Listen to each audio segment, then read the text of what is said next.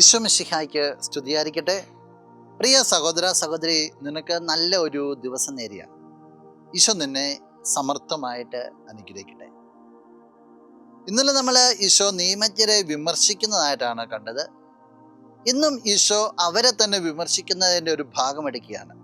വിശുദ്ധ ലൂക്ക അറിയിച്ച സുവിശേഷം 11-ാം അധ്യായം 52-ാം തിരുവചനം.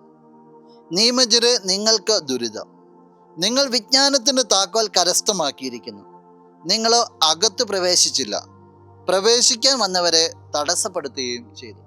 നിയമജ്ഞരോട് പറയാണ്, നിങ്ങൾ വിജ്ഞാനത്തിൻ്റെ താക്കോൽ നിങ്ങളുടെ കയ്യിലാണ്. കാരണം ഇവർക്ക് അറിവുണ്ട്, ഇവർ ജ്ഞാനം, നിയമം പഠിച്ചിരിക്കുന്നു, വിജ്ഞാനത്തിൻ്റെ താക്കോൽ നിങ്ങളുണ്ട്.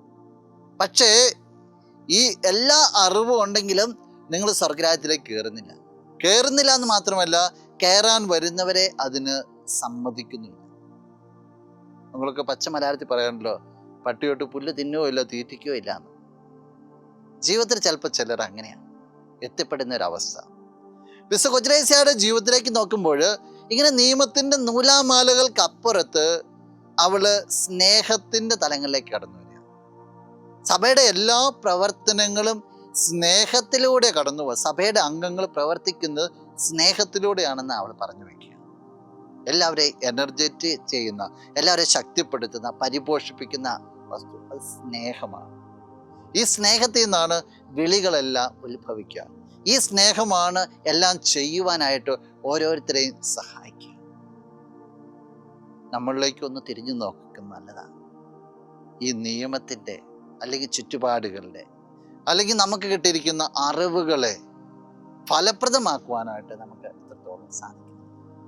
അറിവുകൾ ദൈവത്തിലേക്ക് അടുപ്പിക്കുകയാണ്, അതോ അറിവുകൾ മൂലം ഞാൻ എൻ്റെ ദൈവത്തെ ബുദ്ധിയിലിട്ട് അമ്മാനമാക്കിക്കൊണ്ട് ഞാൻ തന്നെ നാശത്തിലേക്കാണ് പോകുന്നത്?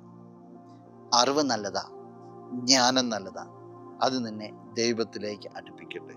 എല്ലാ അറിവുകളെയും സ്നേഹത്തിൽ ചാലിച്ച് നീ മുന്നോട്ട് പോകും. നമുക്ക് പ്രാർത്ഥിക്കാം. കണ്ണുകളടച്ച് കരങ്ങൾക്കൊപ്പം.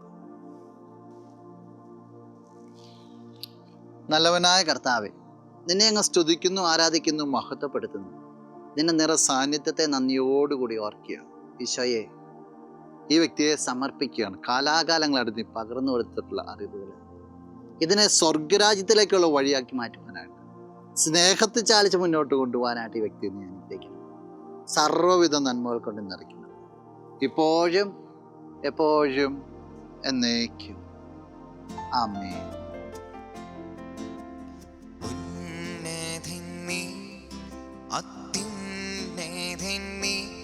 അങ്ങേപ്പോലൊരു ദൈവമില്ല, ഉന്നതൻ നീ, അത്യുന്നതൻ നീ, അങ്ങേപ്പോലൊരു ദൈവമില്ല. അത്ഭുതവാൻ, അതിശയവാൻ നീ